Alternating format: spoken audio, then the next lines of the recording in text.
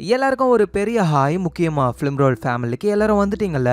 இன்னைக்கு நம்ம ஒரு வேற லெவல் ஸ்பானிஷ் மூவியை பார்க்க போறோம். கோர்ட்ல குற்றவாளிகளை விசாரிச்சு வாக்குமூலம் வாங்கி அவங்கள ஜட்ஜி முன்னாடி நிறுத்தி தண்டனையை வாங்கி கொடுக்கிற ஒரு ஜுடிஷியல் ஏஜென்ட்டா ஒர்க் பண்ற இந்த கதையோடைய ஹீரோ 25 வருஷத்துக்கு முன்னாடி நடந்த ஒரு அன்சால்வ்டு மிஸ்ட்ரி கேஸை பத்தி ஒரு நாவல் எழுதலாம் அப்படின்னு ட்ரை பண்றாரு. ஆனா அந்த நாவலை இவர் முழுசா முடிக்கணும்னா இந்த கேஸும் முடிஞ்சிருக்கணும். ஸோ அதனால 25 வருஷம் கழிச்சு இப்ப அந்த கேஸை சால்வ் பண்ண ட்ரை பண்றாரு. சோ கடைசியா இவரு அந்த கேஸை முடிச்சாரா இல்லையான்றது தான் இந்த படத்துடைய முழு கதையே. 2010 வருஷத்தோட பெஸ்ட் ஃபாரின் ஃபிலிம் ஆஸ்கார் அவார்டையும் இந்த படம் வாங்கியிருக்கு. சோ அதனால வீடியோவை ஃபுல்லா பாருங்க. நீங்க பாத்துக்கிட்டு இருக்கிறது ஃபிலிம் ரோல். யாரெல்லாம் சப்ஸ்கிரைப் பண்ணலையோ மறக்காம சப்ஸ்கிரைப் பண்ணி உங்க சப்போர்ட் கொடுங்க. சோ இன்னைக்கு நம்ம பார்க்க போற படம் என்னன்னா 2009 வருஷத்துல ரிலீஸ் ஆன தி சீக்ரெட் இன் தேர் ஐஸ்ன்ற ஒரு ஸ்பானிஷ் இன்வெஸ்டிகேஷன் த்ரில்லர் மூவியை தான் பார்க்க போறோம்.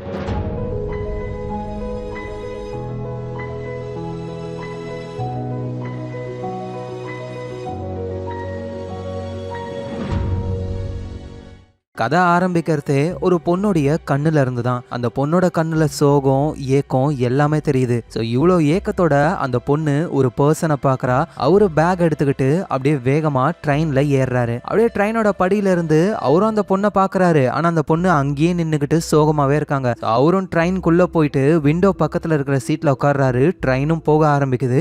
இப்போ அந்த பொண்ணு வேகமா ஓடி வராங்க. அந்த விண்டோ கிளாஸ் இருக்குல்ல, அந்த கிளாஸ்ல அவங்க கையை வைக்கிறாங்க. பதிலுக்கு இவரும் அவரோட கையை வைக்கிறாரு. அதுக்கப்புறமா ட்ரெயின் ஃபாஸ்டா போகுதா. சோ அவ்வளவுதான், இவங்க ரெண்டு பேரும் பிரிஞ்சு போயிடுறாங்க. சோ இப்படின்னு இந்த விஷயங்கள் எல்லாம் ஒருத்தர் ஒரு பேப்பர்ல எழுதிக்கிட்டு இருக்காரு கதையா. சோ இவரோட பேரு பெஞ்சமின். இவர் ஒரு நாவலை எழுத ட்ரை பண்ணிக்கிட்டு இருக்காரு. சோ நாவலோட ஸ்டார்டிங்லயே கிளைமேக்ஸை வச்சா அது நல்லா இருக்காதோன்னு தோணுது. சோ இந்த கதை எங்க இருந்து ஆரம்பிச்சதோ அதுல இருந்தே எழுத ஆரம்பிக்கலான்னு இப்ப புதுசா ஒண்ணுத்த எழுதுறாரு. அவரு எழுத அப்படியே நமக்கு விஷுவலாவே தெரியுது.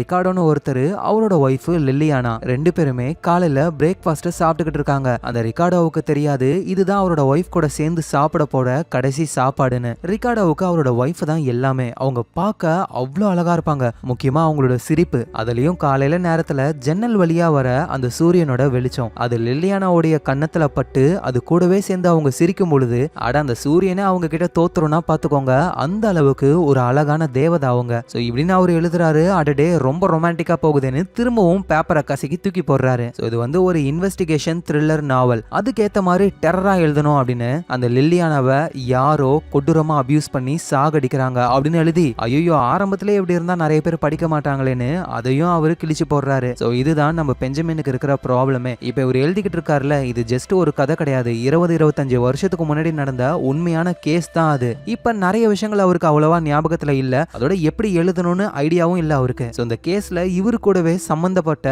ஒரு பர்சனை பார்க்கலான்னு அவருடைய பழைய ஊருக்கு போறாரு. அங்க ஐரின் அப்படின்ற ஒரு லேடியும் பாக்குறாரு. அவங்க பெஞ்சமினை பார்த்த உடனே அப்படியே ஷாக் ஆகுறாங்க. அவங்க மனசுக்குள்ள அவ்வளவு சந்தோஷம். ஆனா எதையும் வெளியே காட்டிக்காம, ஏய் பெஞ்சமின் ஒரு வழியா வந்துட்ட போலியே அப்படின்னு நார்மலா ரெண்டு பேரும் இன்ட்ரோ ஆயிக்கிறாங்க. உன்னை பார்த்து 20 வருஷம் ஆகுது பெஞ்சமின், நீ இன்னும் அப்படியே தான் இருக்க போலயே. ஆமா நான் அப்படியே தான் இருக்கேன். ஆனா நீ வயசு ஆக ஆக ரொம்ப அழகாயிட்டே போற அப்படின்ற மாதிரி ஒரு நங்கோரத்தையும் அவரு போடுறாரு. ஆக்சுவலா இவங்க ரெண்டு பேருமே 20 வருஷத்துக்கு முன்னாடி ஒன்னா இதே கோர்ட்ல வேலை செஞ்சவங்க தான். அதோட அவங்களுக்குள்ள ஒரு லவ்வும் இருந்திருக்கு.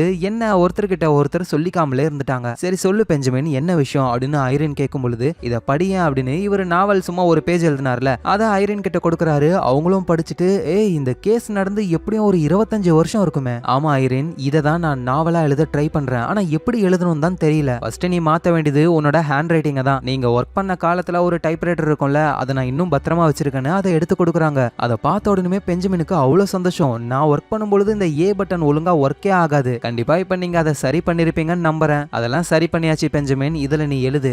ஐரின் எழுதுறது இப்ப பிரச்சனை கிடையாது, ஓகேவா? அதை எப்படி எழுதணும்ன்றது தான் ரொம்ப ரொம்ப கஷ்டமாவே இருக்கு. உடனே ஐரினும், அந்த கேஸ்ல உனக்கு எந்த விஷயம் ரொம்ப நல்லா ஞாபகம் இருக்கு? எனக்கு அந்த கேஸோட ஸ்டார்டிங் தான் நல்லா ஞாபகமா இருக்கு. அப்படின்னா ஃபர்ஸ்ட் அதை ஆரம்பி, ஸ்டார்டிங்ல இருந்து ஆரம்பிச்சு கடைசியா எண்டுக்கு போ அப்படின்னு சொல்றாங்க. சோ பெஞ்சமினும் அவரோட கதையை இந்த கேஸோட ஸ்டார்டிங்ல இருந்து ஆரம்பிக்கிறாரு. சோ அந்த கதையும் 25 வருஷங்கள் பாஸ்டுக்கு போகுது. நம்ம பெஞ்சமின் இருக்காருல, அவர் ஒரு கோர்ட்ல ஜுடிஷியல் ஏஜென்ட் அசிஸ்டண்டா ஒர்க் பண்றாரு. சோ நம்ம பெஞ்சமினுக்கு பேப்லோன்னு ஒரு பெஸ்ட் ஃப்ரெண்டும் இருக்காரு. சோ அங்கதான் ஐரினும் ஒர்க் பண்றாங்க. இந்த பேப்லோன்றவரு ஐரினை கலாய்க்கிறாரு. ஆனா ஐரின் கண்டுக்காம அங்க இருந்து போயிடுறாங்க. அவங்க போனதுக்கு அப்புறம் நம்ம பெஞ்சமின் பேப்லோ கிட்ட வந்து, டேய் நார்மலா பொண்ணுங்களை கலாய்ச்சா அவங்க செருப்ப கழட்டி அடிப்பாங்கடா, ஆனா நீ கலாய்க்கும் பொழுது மட்டும் அவங்க கண்டுக்கவே மாட்டாங்க, எப்படிரா? அதுக்கெல்லாம் ஒரு மொக ராசி வேணும் பெஞ்சமினே. இது ஒரு மொகரை, இந்த மொகரை கட்டிக்கு ஒரு ராசி வேற, டேய் சொல்லி தொலைடா அப்படின்னு பெஞ்சமின் பேசிக்கிட்டு இருக்கும்போது நம்ம பெஞ்சமினா ஆபீஸ் கிளர்க்கு கூப்பிடுறாரு. சார் ரொமானா உங்களை கூப்பிடுறாரு, ஏதோ ஒரு கேஸ் விஷயமா அப்படின்னு சொல்ல, இந்த ரொமானாவுக்கு வேற வேலையே இல்ல அப்படின்னு கடுப்புல பெஞ்சமின் போறாரு. ஏன்னா பெஞ்சமினுக்கும் இந்த ரொமானான்றவருக்கும் சுத்தமா ஆகவே ஆகாது எதிரிங்க.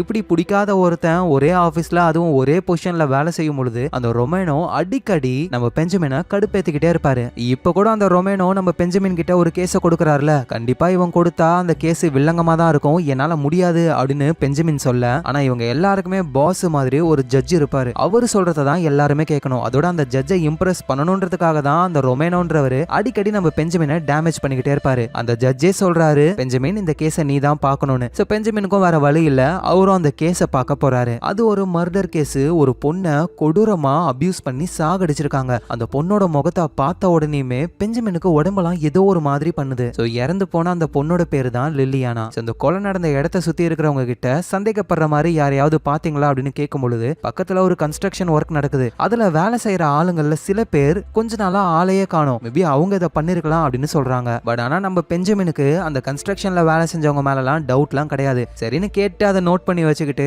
அவரு நேரா இறந்து போன அந்த லில்லியானாவுடைய ஹஸ்பண்ட பார்க்க போறாங்க. அவரு பேங்க்ல ஒர்க் பண்றாரு. அவரோட பேர் தான் ரிகார்டோ. அவர்கிட்ட இந்த மாதிரி உங்க ஒய்ஃப் இறந்து போயிட்டாங்கன்ற விஷயம் சொல்ல அவரு ஷாக் ஆகுறாரு. மனசளவுல அவரு ரொம்பவே உடைஞ்சு போறாரு. ஏன்னா அவருக்கு அவரோட ஒய்ஃப்னா அவ்வளோ பிடிக்கும். சோ நம்ம பெஞ்சமினோ ரிகார்டோ கிட்ட உங்களுக்கு யார் மேலேயாவது சந்தேகம் இருக்கா அப்படின்னு கேட்கும் பொழுது அவர் ஒய்ஃப் இறந்து போனதுலயே ஷாக்ல இருக்காரு. அவரால் எதுவும் பேசக்கூட முடியல. சோ இவ்வளவு சோகமா இருக்கிற இந்த ரிகார்டோட ஒய்ஃபை கொன்ன அந்த கொலைகாரனை நான் கண்டிப்பா கண்டுபிடிக்காம விட மாட்டேன் அப்படின்னு நம்ம பெஞ்சமின் நடந்த இந்த விஷயங்கள் எல்லாம் அப்படியே அவரு ஐரின் கொடுத்த அந்த டைப்ரைட்டர்ல டைப் பண்றாரு. பார்த்தா அந்த டைப்ரைட்டர்ல ஏ இன்னைக்கு வரைக்குமே ஒர்க் ஆகல. அவர் டைப் பண்ணதுல ஏ மிஸ் ஆகி இருக்கும்ல. சோ பேனாவை எடுத்து ஏவை மட்டும் அவர் எழுதிக்கிறாரு. சோ திரும்பவும் கதை பாஸ்டுக்கு போகுது. சோ பெஞ்சமின் எப்படியாவது அந்த கொலைகாரனை கண்டுபிடிக்கணும்னு அதுக்கான வேலைகள்லாம் போய்கிட்டு இருக்கு. நடுவுல நம்ம ஐரினை பார்த்து ஆளு காதல் வலைய வீசுவாரு. ரெண்டு பேருமே ஒருத்தர் லவ் பண்றாங்க. ஆனா என்ன சொல்லிக்க மாட்டாங்க. ஒரு நாள் பெஞ்சமின் ஆபீஸ்ல இருக்கும் பொழுது அங்க ஜட்ஜி வராரு. கூடவே அந்த ரொமானோ இருக்கார்ல அவரும் வராரு. என்ன பெஞ்சமின் அந்த கேஸ்லாம் எப்படி போய்கிட்டு இருக்கு? சார் அந்த கேஸுக்கான இன்வெஸ்டிகேஷனை தான் சார் நான் பண்ணிக்கிட்டு இருக்கேன் அப்படின்னு பெஞ்சமின் சொல்ல,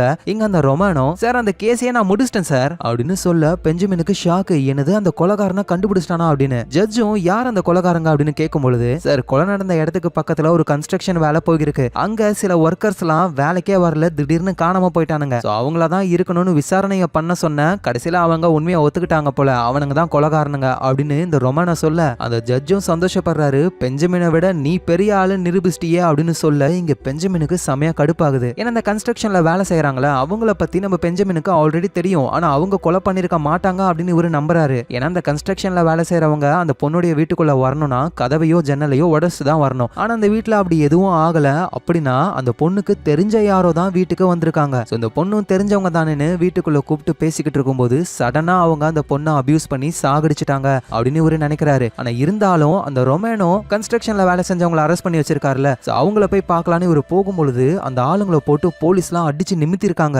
அடி வாங்கி வலி தாங்க முடியாம தான் அவங்க இந்த குற்றத்தையே ஒத்துக்கிட்டாங்களே. இதை புரிஞ்சுக்கிற நம்ம பெஞ்சமின் நேரா ரொமானோ கிட்ட போயிட்டு, டேய் எந்த தப்பும் பண்ணாதவங்களை ஏன்டா இப்படி கொடுமைப்படுத்துறீங்கன்னு போட்டு சண்டை போடுறாரு. அங்க இருக்கிற எல்லாருமே ரொமானோவையும் நம்ம பெஞ்சமினையும் பிரிச்சு விடுறாங்க. அந்த ரொமானோ என்ன சொல்றாருன்னா, உனக்கு கொடுத்த கேஸ நான் சால்வ் பண்ணிட்டேன்ல, அதான் உனக்கு போறாம அப்படின்னு சொல்ல, நீ ஒன்னும் அதை சால்வ் பண்ணல, ஏமாத்தி அப்பாவைகளை உள்ள தள்ளி இருக்க, உண்மையான கொலைகாரனை நான் கண்டுபிடிக்காம விட மாட்டேன் அப்படின்னு இவரு சபதம் போடுறாரு. ஆனா இந்த விஷயத்தை இவரால தனியா பண்ண முடியாது. அதனால அவரோட ஃப்ரெண்டு நம்ம பேப்லோவை தேடுறாரு. ஆனா அவரு ஆபீஸ்ல ஆளை காணோம். இந்த பைபிள் ஆபீஸ்ல இல்ல அப்படின்னா சரக்கு அடிக்க ஒயின் ஷாப்புக்கு தான் போயிருப்பான்னு நேரா அவரு பாருக்கு போறாரு. பார்த்தா அந்த பேப்லோ அங்கதான் இருக்காரு. இவரு சரியான மொடா குடிக்காரன். இவருக்கு தெரிஞ்சதெல்லாம் மூணே இடம் தான், வீடு, ஆபீஸ், பாரு, இதுதான். சோ பெஞ்சமினும் ஏண்டா பேப்லோ எனக்கு கேஸுக்கு ஹெல்ப் பண்ணுன்னு பார்த்தா இங்க குடிச்சு மட்டையாயிட்ட, சரி வா உன்னை உன் வீட்டுல டிராப் பண்றேன் அப்படின்னு வீட்டுக்கு கூட்டு போறாரு. ஆனா பேப்லோட ஒய்ஃப், இந்த ஆளு குடிச்சிட்டு வந்தான்னு வச்சுக்கோங்களேன், நான் வீட்டுக்குள்ளேயே சேர்க்கவே மாட்டேன், போற வழியில ரோட்ல தூக்கி போட்டு போங்க அப்படின்னு ஒய்ஃப் சொல்ல பெஞ்சமினும் பேப்லோவை அவரோட வீட்டுக்கு கூட்டிட்டு போறாரு. அப்புறம் பெஞ்சமின் அந்த கேஸ பத்தியே யோசிச்சுக்கிட்டே இருக்காரு. இறந்து போன லில்லியானாவுடைய ஹஸ்பண்ட் ரிகார்டோவை அவரு மீட் பண்றாரு. ரிகார்டோவும் அவரோட ஒய்ஃப் லில்லியானாவுடைய போட்டோ போட்டோ ஆல்பத்தை கொண்டு வந்து கொடுக்க நம்ம பெஞ்சமினும் ஒன் பை ஒன் ஒரு போட்டோவா பாத்துக்கிட்டே இருக்காரு. அந்த ரிகார்டோ நம்ம பெஞ்சமின் கிட்ட ஏதோ ஒரு 2-3 பேரை அரெஸ்ட் பண்ணிருக்காங்களே, என் ஒய்ஃபை கொன்னது அவங்க தானு. இல்ல ரிகார்டோ, உங்க ஒய்ஃபை கொன்னது கண்டிப்பா அவங்களா இருக்காது, உங்களுக்கு தெரிஞ்சவங்களா தான் இருக்கணும். சோ அதனாலதான் இந்த போட்டோஸை நான் பாத்துக்கிட்டு இருக்கேன். சரி அதெல்லாம் இருக்கட்டும், என் ஒய்ஃபை கொன்ன அந்த கொலைகாரன் அவனை ஒருவேளை நம்ம புடிச்சிட்டோம் அப்படின்னா அவனுக்கு என்ன தண்டனை கிடைக்கும் அப்படின்னு ரிகார்டோ கேட்க, பெஞ்சமினும் கண்டிப்பா அவனுக்கு மரண தண்டனை கிடைக்காது, ஆனா வாழ்க்கை ஃபுல்லா அவன் ஜெயிலே இருப்பான். இதை கேட்ட ரிகார்டோவும், எனக்கும் அவன் சாகரத்துல சுத்தமா விருப்பமே கிடையாது. என்ன சொல்ற, உன்னோட ஒய்ஃப் அவன் சாகடிச்சிருக்கான், அவன் சாகணும் தானே நீ நினைப்ப? சார் சாகரத்துன்றது ஒரு நொடியில நடக்கிற விஷயம். அந்த ஒரு நொடியில அவன் பண்ண தப்பை எதையுமே அவன் ரியலைஸ் பண்ணிருக்கவே மாட்டான். ஆனா இதுவே வாழ்க்கை முழுக்க அவன் ஒரு சின்ன இடத்துல அடப்பட்டு கிடக்கும் பொழுது அவன் பண்ண தப்பு அவன் மண்டைக்குள்ள காலம் முழுக்க ஓடிக்கிட்டே இருக்கும். இதுதான் சார் உண்மையான தண்டனையே அப்படின்னு ரிகார்டோ சொல்றாரு. பெஞ்சமினோ அதை கேட்டுக்கிட்டே அப்படியே போட்டோகிராஃப்ஸ் பார்த்துக்கிட்டு இருக்கும்போது ஒரு குறிப்பிட்ட ஒரு 4-5 போட்டோ எல்லாருமே கேமராவை பாக்குறாங்க. ஆனா ஒருத்தர் மட்டும் இறந்து போன அந்த பொண்ணு லில்லியானாவையே பாக்குறாரு. இவன் யாருன்னு உங்களுக்கு தெரியுதா? எல்லா போட்டோகிராஃப்லயும் லில்லியானாவே பார்த்துக்கிட்டு இருக்கான். இவனை பத்தி லில்லியானா சொன்ன மாதிரி எனக்கு ஞாபகம், ஆனா இவன் பேர் எதுவும் எனக்கு தெரியாது. அவதான் அந்த ஆல்பம்லயே லில்லியானா வந்து அந்த போட்டோல இருக்கிறவங்க எல்லாம் யார் யாருன்னு எழுதி வச்சிருக்காங்க. சோ அதை வச்சு பார்க்கும் பொழுது அந்த போட்டோல இருக்கிற பர்சனோட பேரு கோமஸ். அந்த கோமஸை கண்டுபிடிக்கிற வேலையை பெஞ்சமினும் ஸ்டார்ட் பண்றாரு. ஆனா அதுக்கு முன்னாடி அந்த ரிகார்டோ இருக்கார்ல, அவர் அந்த கோமஸோட நம்பரை கண்டுபிடிச்சு கால் பண்ணவும் செய்யறாரு. ஆனா அட்டன் பண்றது கோமஸோடைய அம்மா. அம்மா, கோமஸ் அங்கதான் இருக்கானா? இல்லப்பா, அவனை பார்த்தே நான் ரொம்ப நாள் ஆகுதே, அவன் இப்ப இங்க இருக்கிறது கிடையாது, வெளியூர்ல போய் வேலை செய்யறான். சரிம்மா, அவன் எங்க வேலை செய்யறான்னு சொன்னீங்கன்னா கொஞ்சம் ஹெல்ப்பா இருக்கும். இதெல்லாம் அதுக்கு நீங்க கேக்குறீங்க? இல்ல எங்க கிட்டயும் வேலை இருக்கு, ரொம்ப அர்ஜென்ட்டான வேலை, அது கோமஸால மட்டும்தான் பண்ண முடியும். அதான். ஓ அப்படியா? கோமஸ் வந்து ஏதோ மான்டோ வீடியோ, அந்த கம்பெனி பேர் எனக்கு சரியா ஞாபகம் இல்ல, ஆனா ஒரு கன்ஸ்ட்ரக்ஷன் சைட்ல தான் அவன் ஒர்க் பண்ணிக்கிட்டு இருந்தான் ஒரு மாசத்துக்கு முன்னாடி அப்படின்னு சொல்றாங்க. சோனே ரிகார்டோவும், உங்க பையன் கோமஸ்க்கும் லில்லியானான்ற ஒரு பொண்ணுக்கும் ஏதாவது சம்பந்தம் இருக்கா? ஓ லில்லியானாவா? அவ எங்க ஊரை சேர்ந்த பொண்ணு தான். கோமஸ்க்கு அந்த பொண்ணுனா ரொம்ப ரொம்ப பிடிக்கும். உங்களுக்கு எப்படி அந்த பொண்ணு தெரியும்? இல்லம்மா, இந்த வேலைக்காக கோமஸை ரெஃபர் பண்ணதே அந்த பொண்ணு தான். ஓ அப்படியா? இத கோமஸ் மட்டும் கேட்டானா ரொம்ப சந்தோஷப்படுவான். ஆனா இங்க ரிகார்டோ ரொம்ப கஷ்டப்பட்டு அழ ஆரம்பிக்கிறாரு. ஏன்னா அவரு கன்ஃபார்மே பண்ணிடுறாரு அந்த கோமஸ் தான் நம்ம ஒய்ஃபை கொன்னு இருக்கான் அப்படின்னு. இந்த விஷயத்த ரிகார்டோ பெஞ்சமின் கிட்ட சொல்ல, பெஞ்சமினும் ஒரு ஆபீசரும் நேரா அந்த கன்ஸ்ட்ரக்ஷன் சைட்டுக்கு போறாங்க. இந்த மாதிரி கோமஸ்ன்றவனை தெரியுமா அப்படின்னு கேட்கும்பொழுது, சார் நேத்து வரைக்கும் அவன் இங்க தான் இருந்தானே, ஏதோ ஒரு போன் கால் வந்தது, உடனே எல்லாத்தையும் பேக் பண்ணிட்டு ஆள் இங்க இருந்து போயிட்டான். சோ கிட்டத்தட்ட நம்ம அவனை நெருங்கிட்டோம். அவனோட வீட்டுல போய் செக் பண்ணி பார்த்தா ஏதாவது ஒரு தடயம் கிடைக்க வாய்ப்பு இருக்குன்னு நம்ம பெஞ்சமின் நேரா ஜட்ஜி கிட்ட வந்து பெர்மிஷனை கேட்கிறாரு. ஆனா பெஞ்சமின், ரொமானோ தான் இந்த கேஸை முடிச்சிட்டானே, குற்றவாளிகள் இப்ப ஜெயில இருக்காங்க. ஆனா சார் அவங்க நிரபராதிகள், உண்மையான குற்றவாளி வெளியே தான் சுத்திக்கிட்டு இருக்கான், நீங்க மட்டும் பெர்மிஷனை கொடுத்தா நான் அவனை பிடிச்சிருவேன். ஏய், நான் சொல்றது உனக்கு புரியலையா? நமக்கு 1000 வேலை இருக்கு, ஓகேவா? இந்த கேஸ் முடிஞ்சிருச்சு, இதுக்கு மேல இந்த கேஸ்ல நீ தலையிடாத அப்படின்னு ஜட்ஜி சொல்லிடுறாரு. ஆனா பெஞ்சமினுக்கு மனசே கேட்கல. எப்படியாவது ரிகார்டோவுக்கு ஒரு நீதியை வாங்கி கொடுக்கணும்ன்றதுக்காக நம்ம பெஞ்சமின் அவரோட ஃப்ரெண்டு பேப்லோவை கூட்டிட்டு நேரா அந்த கோமஸோடைய வீட்டுக்கே போயிடுறாரு. ஜட்ஜி மட்டும் பெர்மிஷன் கொடுத்திருந்தா இவங்க அபிஷியலா உள்ள போயிருக்கலாம், ஆனா பெர்மிஷனே இல்லாம வந்திருக்காங்களா. சோ அதனால இவங்க அந்த வீட்டுல கோமஸோடைய அம்மா இருக்காங்கல்ல, அவங்க எப்ப வெளியே போவாங்கன்னு வெயிட் பண்ணிக்கிட்டு இருக்காங்க. அதுக்கேத்த மாதிரியே அவங்க வெளியே போறாங்க. அந்த கேப்ல நம்ம பெஞ்சமினும் பேப்லோவும் கோமஸோடைய வீட்டுக்குள்ள போயிட்டு ஏதாவது தடயம் கிடைக்குமான்னு தேட ஆரம்பிக்கிறாங்க. சோ அப்பதான் அந்த கோமஸ் இருக்காருல, அவருடைய அம்மாவுக்காக எழுதின லெட்டர்ஸ்லாம் இருக்கு. அத பெஞ்சமினும் பாக்குறாரு. இந்த லெட்டரோட என்வலப் மட்டும் கிடைச்சா அந்த கோமஸ் எந்த அட்ரஸ்ல இருந்து இதெல்லாம் அனுப்பியிருக்காரு அப்படின்னு கண்டுபிடிச்சிடலாம். ஆனா இங்க வெறும் லெட்டர்ஸ் மட்டும் தான் இருக்கா. சோ அதனால குப்பை தொட்டியை போய் தேடுறாங்க, ஒன்னும் கிடைக்கல. இந்த நேரத்துல கோமஸோட அம்மா திரும்ப வந்துடுறாங்க. இவங்களும் லெட்டர்ஸ் எல்லாம் பத்திரமா வச்சுக்கிட்டு அங்க இருந்து திரும்ப அவங்க காருக்கே வந்துடுறாங்க. சோ பேப்லோவும் பெஞ்சமினை பார்த்து, ஆமாண்டா, எதுக்கு அந்த லெட்டர்ஸ் அங்கேயே வச்சுட்டு வந்த? ஏன்னா அந்த லெட்டர்ஸ் அங்க இல்ல அப்படின்னா யாரோ உள்ள வந்திருக்காங்க அப்படின்னா அவங்க அம்மா கண்டுபிடிச்சிருவாங்க. சோ அதனாலதான் அந்த லெட்டர்ஸ் நான் அங்கேயே வச்சுட்டு வந்துட்டேன். ஓ, இதுதான் உன்னோட பிளானா? ஏண்டா, பிளானை என்கிட்ட சொல்லி தொலைஞ்சிருக்க வேண்டியதானே? நீ வச்ச லெட்டரை நான் ஆட்டையை போட்டு கொண்டு வந்துட்டேன். அட பாவி பேப்லோ, ஏன்டா எடுக்கும்போது என்கிட்ட கேட்க மாட்டியா? சரி ஏதோ ஒன்னு பரவாயில்ல, இந்த லெட்டரை வச்சு அவன் எங்க இருக்கான்னு கண்டுபிடிப்போம் அப்படின்னு அந்த லெட்டரை இன்வெஸ்டிகேட் பண்ண ஆரம்பிக்கிறாங்க. ஆனா அதுல பெருசா க்ளூலாம் எதுவும் கிடைக்கல. ஜஸ்ட் ஒரு நார்மல் லெட்டர், நிறைய பேரோட பேர்லாம் போட்டிருக்கு, அவ்வளவுதான். ஆனா பெஞ்சமின் எப்படியாவது அந்த கொலைகாரனை கண்டுபிடிச்சே ஆகணும். சோ பேரலா அதுக்கான வேலையெல்லாம் ஒரு பாத்துக்கிட்டு இருக்கும்போது ஒரு நாள் ரயில்வே ஸ்டேஷன்ல இறந்து போன அந்த லில்லியானா இருக்காங்கல்ல, அவங்களோட ஹஸ்பண்ட் ரிகார்டோ உட்காந்துக்கிட்டு இருக்காரு. சோ பெஞ்சமினும் அவர் பக்கத்துல போய் உட்காந்து, இங்க என்ன பண்ணிக்கிட்டு இருக்கீங்க நீங்க? நான் அந்த கோமஸ்க்காக வெயிட் பண்ணிக்கிட்டு இருக்கேன், எப்பெல்லாம் டைம் கிடைக்குதோ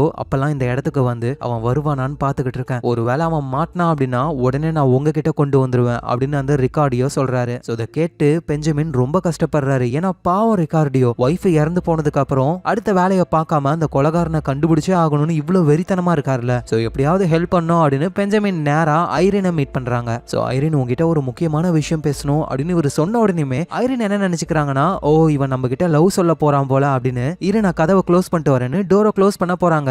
அப்ப அந்த பேப்லோ உள்ள வந்து என்ன விட்டு பேசுறீங்க, நானும் இதுல இருக்கேன் அப்படின்னு சொல்லிட்டு உள்ள வந்து உட்கார்றாரு. சோ இப்பதான் ஐரனும் புரிஞ்சுக்கிறாங்க அப்படின்னா பெஞ்சமின் நம்ம கிட்ட லவ் சொல்ல வரல, வேற ஏதோ ஒரு விஷயம்னு. சோ அப்படியே அவங்க கடுப்புல வந்து என்ன விஷயம் சொல்லி தொலைங்க. அது வந்து என்னன்னா நம்ம ஜட்ஜி க்ளோஸ் பண்ணார்ல அந்த லில்லியானாவுடைய ஃபைல், அந்த ஃபைல் இப்போ ஓப்பன்லயே இருக்கிற மாதிரி உள்ள இருக்கிற டாக்குமெண்ட்ஸ் எல்லாம் நீ எரேஸ் பண்ணணும். சோ இந்த மாதிரி பண்ணா உண்மையான குற்றவாளியை நம்மளால அரெஸ்ட் பண்ண முடியும் அப்படின்னு சொல்ல ஐரினும் ஓகேன்னு சொல்றாங்க. இப்ப மத்தவங்களை பொறுத்த வரைக்கும் அந்த கேஸ் க்ளோஸ்டு. ஆனா ஐரின் உள்ள சில வேலையெல்லாம் பார்த்து இப்ப அந்த கேஸ் ஓப்பன்ல இருக்கிற மாதிரியே பண்றாங்க. ஆனா எவ்வளவு நாள் இது மத்தவங்களுக்கு தெரியாம இருக்கும்னு தெரியல. சோ சீக்கிரமா இவங்க கேஸை சால்வ் பண்ணியே ஆகணும். ஒரு நாள் நம்ம பெஞ்சமின் அந்த லெட்டர்ல இருக்கிற நேமை வந்து டீகோட் பண்ணலாம் அப்படின்னு ட்ரை பண்ணும்போது லெட்டர்ஸை காணோம். ஒருவேளை அது அந்த பேப்லோ கிட்ட இருக்குமோன்னு வந்து பேப்லோவை பார்த்தா அவரையும் ஆளை காணோம். ஆபீஸ்ல இல்லனா அவன் பாருக்கு தான் போயிருப்பான். ஐயோன்னு வேகமா போறாரு. பார்த்தா இவர் நினைச்ச மாதிரியே பேப்லோ அந்த லெட்டர்ஸ் எல்லாம் வச்சுக்கிட்டு பார்ல இருக்காரு. டேய் பேப்லோ, உனக்கு என்ன புத்தி கித்தி கெட்டு போச்சா? இது நம்மளோட எவிடன்ஸ்ரா, இதை இங்க கொண்டு வந்திருக்க. போதல எங்கேயாவது பறக்க விட்டனா என்ன பண்ணுவ?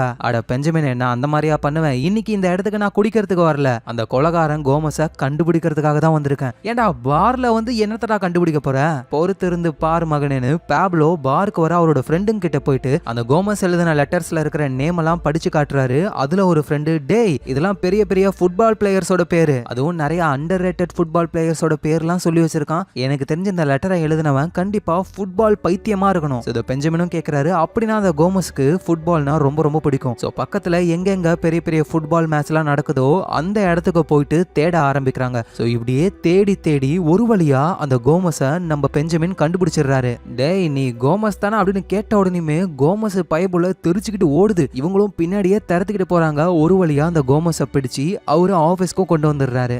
ஐரனும் புரிஞ்சுக்கிறாங்க. அவங்க பெஞ்சமின் கிட்ட, நீ என்ன பண்ணிக்கிட்டு இருக்க? நீ பண்றது அபிஷியலான விசாரணையே கிடையாது, உன் கூட பெரிய லாயர் இல்ல ஜட்ஜ் இருக்கணும். சோ யாருமே இல்லாம நீ இந்த மாதிரிலாம் பண்ண முடியாது. ஐரின் புரிஞ்சுக்கோ, அவங்களெல்லாம் கூட்டிட்டு வந்தா ஒன்னும் வேலைக்காகாது. ஆல்ரெடி இந்த கேஸ் முடிஞ்சிருச்சுன்னு சொல்லி அவனை வீட்டுக்கு அனுப்பிடுவாங்க. எனக்கு தெரிஞ்சு இவன் தான் குற்றவாளி. எது அவன் குற்றவாளியா? உங்ககிட்ட என்ன ப்ரூஃப் இருக்கு? ஒன்னும் கிடையாது. எனக்கு தெரிஞ்சு அவன் குற்றவாளியா இருக்க வாய்ப்பே இல்லைன்னு ஐரின் சொல்றாங்க. ஆனா பெஞ்சமின் அதெல்லாம் கண்டுக்காம நேரா உள்ள போயிட்டு அந்த கோமஸை விசாரிக்க ஆரம்பிக்கிறாரு. உன்னோட பேர் என்ன? என் பேரு கோமஸ். நீ எங்க வேலை செஞ்சுக்கிட்டு இருந்த? எதுக்கு என்ன தேவையில்லாம உட்கார வச்சு கேள்வி எல்லாம் கேக்குறீங்க? கேட்டதுக்கு மட்டும் பதில் சொல்லு. நீ எங்க வேலை செஞ்சுக்கிட்டு இருந்த? அது ஒரு கன்ஸ்ட்ரக்ஷன் சைட்ல வேலை செஞ்சுக்கிட்டு இருந்தேன். நாங்களும் அங்க வந்து உன்னை பார்க்கலாம் தான் நினைச்சோம். ஆனா உனக்கு ஏதோ ஒரு கால் வந்தது, உடனே எல்லாத்தையும் பேக் பண்ணிட்டு ஓடி போயிட்டேன்னு சொன்னாங்க. கால் பண்ணது உங்க அம்மா தானே?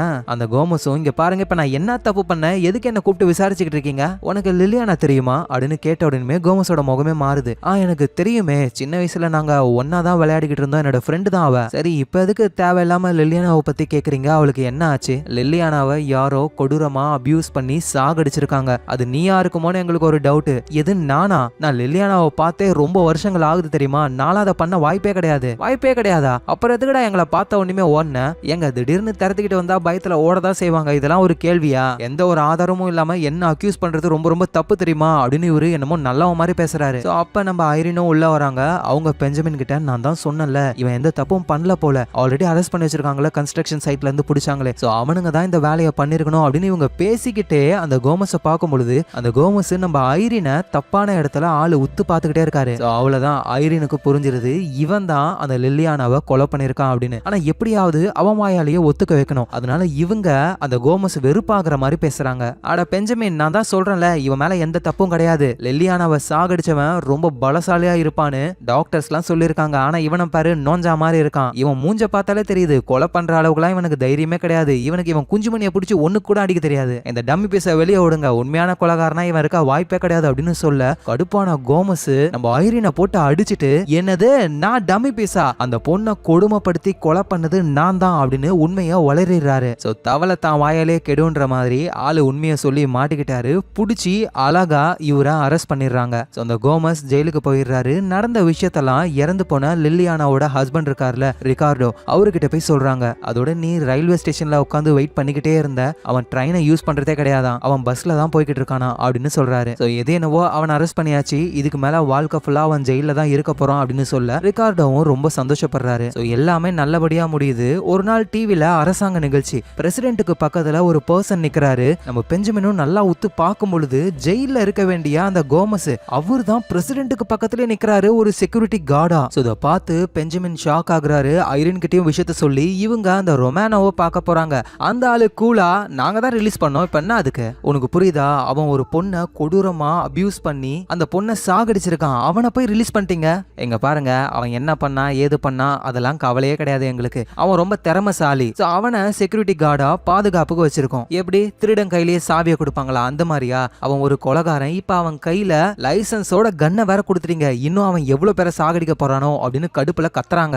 எவ்வளவு கத்தினாலும் வேலைக்காக போகிறது இல்ல. அங்க இருந்து அவங்க வெளியே கிளம்புறாங்க. லிப்ட்ல தான் போறாங்க. அப்ப சடனா கைய உள்ள விட்டு ஒருத்தர் லிப்ட நிறுத்துறாரு. யாரான்னு பார்த்தா அது இந்த கோமஸ் தான். ஆள் அடையாளமே தெரியாம சும்மா கோட் சூட் மாட்டிக்கிட்டு டிப்டாப்பா இருக்காரு. இவங்களை பயன்படுத்தணும்ன்றதுக்காக பாக்கெட்ல இருந்து கன் எடுத்து அப்படியே லோட் பண்ற மாதிரிலாம் சீனா காமிச்சிட்டு திரும்ப உள்ள வச்சுட்டு அவர் அங்க இருந்து போறாரு. தப்பு செஞ்சுட்டு எவ்வளவு தைரியமா அவன் வெளியே சுத்துறான்னு இவங்க ரொம்ப கஷ்டப்படுறாங்க. இந்த விஷயத்த அந்த ரிகார்டோ இருக்கார்ல அவர்கிட்டயும் வந்து சொல்றாங்க. அவரு கடுப்பாக்குறாரு. அவனை பிடிச்சிட்டா வாழ்க்கை ஃபுல்லா ஜெயிலே இருப்பான்னு சொன்னீங்க. ஆனா இப்ப நீங்களே உங்களுக்கு வேலைக்காக யூஸ் பண்ணிக்கிறீங்க அவனை. ரிகார்டோ இந்த மாதிரி பண்ணுவாங்கன்னு எனக்கே தெரியாது. நீ நம்ம அரசாங்கத்தை பத்தி என்ன நினைச்சுக்கிட்டு இருக்க? ரொம்ப ரொம்ப நல்லவனா இருப்பான். அவனை தூக்கி கொண்டு போய் வாழ்க்கை ஃபுல்லா ஜெயில அடைப்பாங்க. ஒருத்தன் கேடு கெட்டவனா இருப்பான், கொலை செய்வான், அவனை கூடவே வச்சுக்கிட்டு சுத்துவாங்க. இந்த நிலைமை தான் இப்ப நடந்துகிட்டு இருக்கு. எனக்கும் உனக்கு ஹெல்ப் பண்ணணும்னு ஆசைதான், ஆனா என்னால ஒன்னும் பண்ண முடியலன்னு பெஞ்சமின் ரொம்ப கஷ்டப்படுறாரு. இதை கேட்ட ரிகார்டோவும் ரொம்ப சோகமாகறாரு. இந்த நீதி நேர்மை நியாயம் இதெல்லாம் ஜஸ்ட் சும்மா வார்த்தைக்கு மட்டும்தான் இல்ல அப்படின்னு சொல்லிட்டு அவர் அங்க இருந்து போயிடுறாரு. நம்ம ஐரன் இருக்காங்களா, அவங்களுக்கு பெஞ்சமினை ரொம்ப ரொம்ப பிடிக்கும். பெஞ்சமினுக்கும் ரொம்ப பிடிக்கும். ஆனா ஒருத்தர் சொல்லிக்கல எதுவும். ஆனா இப்ப ஐரன் அவங்க மனசை விட்டு நம்ம லைஃபை பத்தி நான் உங்ககிட்ட பேசணும் அப்படின்னு சொல்றாங்க. நானும் உங்ககிட்ட பேசணும்னு நினைக்கிறேன். இன்னைக்கு ஈவினிங் நம்ம மீட் பண்ணலாம் அப்படின்னு இவரும் சொல்றாரு. இவங்களோட லவ் இன்னைக்கே ஒர்க் அவுட் ஆக போகுது அப்படின்னு நினைக்கும் போது நம்ம பெஞ்சமினோட ஃப்ரெண்டு பேப்லோ இருக்கார்ல, அவர் வழக்கம் போல பார்ல போயிட்டு தண்ணி அடிச்சுக்கிட்டு இருக்காரு. அங்க சண்டை வர ஆகிருக்கு. அதனாலதான் இவருக்கு கால் பண்ணி வர கூப்பிடுறாங்க. பெஞ்சமினும் வேகமா பேப்லோவை கூப்பிடணும்னு அங்க போறாரு. பேப்லோவையும் பிக்கப் பண்றாரு. ஆள் செம்ம தண்ணியில இருக்காரா. என்னடே உன் வீட்டுக்கு இப்ப போனா எப்படியா இருந்தாலும் உன் பொண்டாட்டி உன்னை வெளியே தான் அனுப்ப போறா. அதுக்கு நீ என் வீட்லயே வந்து படுத்துக்கோன்னு அவரோட வீட்டுக்கு கொண்டு போறாரு. டே பேப்லோ, நீ இங்கே இரு, வீட்டுக்கு போயிட்டு உன் ஒய்ஃபை நான் சமாதானப்படுத்தி கூட்டிட்டு வரேன்னு பேப்லோட வீட்டுக்கும் போயிட்டு அவரோட ஒய்ஃப் கிட்ட பேசி சமாதானப்படுத்தி ஆளு ஒய்ஃபையும் கூட்டிட்டு நேரா அவரோட வீட்டுக்கு வராரு பேப்லோவை பாக்குறதுக்காக. வந்து பார்த்தா பேப்லோ இறந்து போயிருக்காரு. யாரோ ஷூட் பண்ணிருக்காங்க. பேப்லோட ஒய்ஃப் ரொம்ப கஷ்டப்பட்டு அழ ஆரம்பிக்கிறாங்க. நம்ம பெஞ்சமினோட போட்டோ ஒன்னு டேபிள்ல இருக்கும். அது இப்ப கீழே படுத்த மாதிரி மூடி இருக்கு. இதெல்லாம் பெஞ்சமின் பாக்குறாரு. ஒருவேளை நம்மள கொல்ல வந்து நம்ம ஃப்ரெண்டு பேப்லோவை கொன்னுட்டானோ அந்த கோமஸ் அப்படின்னு இவரு நினைக்கிறாரு. இதுக்கு மேல நம்ம பெஞ்சமின் இங்க இருந்தா ரொம்ப ரொம்ப ஆபத்து. அவரு சீக்கிரமா இந்த ஊரை விட்டு காலி பண்ணி போயே ஆகணும். இன்னைக்கு ஈவினிங் நம்ம ஐரனும் பெஞ்சமினும் அவங்க மனசுல இருக்கிறத பேசிப்பாங்கன்னு பார்த்தா இப்ப பெஞ்சமின் உயிருக்கு பயந்து போய்கிட்டு இருக்காரு. இந்த கேப்ல அவங்களால பேசிக்கவே முடியல. ஐரனும் இங்க இருந்து ரொம்ப தூரம் தள்ளி அவங்களுக்கு தெரிஞ்ச ஒரு இடத்துல நம்ம பெஞ்சமினா அனுப்புறாங்க.